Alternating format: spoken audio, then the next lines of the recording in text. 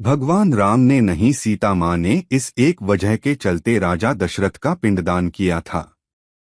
हिंदू मान्यताओं के अनुसार जब भी किसी शख्स की मौत होती है तो उसका पिंडदान करने का हक उसके बेटे को दिया जाता है, लेकिन भगवान राम ने ऐसा नहीं किया था।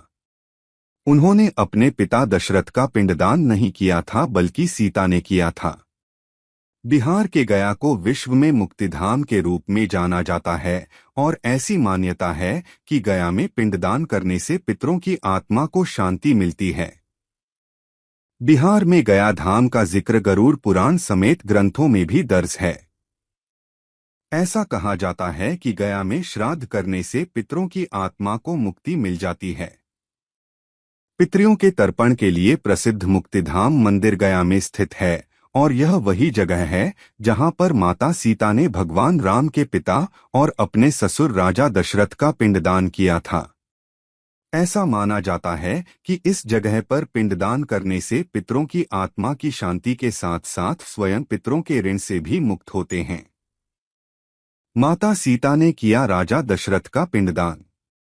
माता सीता ने राजा दशरथ का पिंडदान किया था।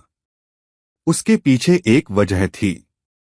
वनवास के दौरान भगवान राम, लक्ष्मण और सीता सहित पितृपक्ष के दौरान श्राद्ध करने के लिए गया धाम पहुंचे थे।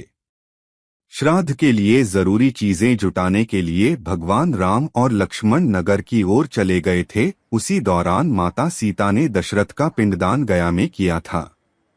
एक पौराणिक कहानी के मुताबिक राजा दशरथ की मौत के बाद भरत और शत्रुघ्न ने अंतिम संस्कार की हर विधि को पूरा किया था, लेकिन राजा दशरथ को सबसे ज्यादा प्यार अपने बड़े बेटे राम से था। इसलिए अंतिम संस्कार के बाद उनकी चिता की बची हुई राख उड़ते उड़ते गया में नदी के पास पहुंची। उस वक्त राम और लक्ष्मण वहां मौजूद नहीं थे और सीता नदी के किनारे बैठी विचार कर रही थी।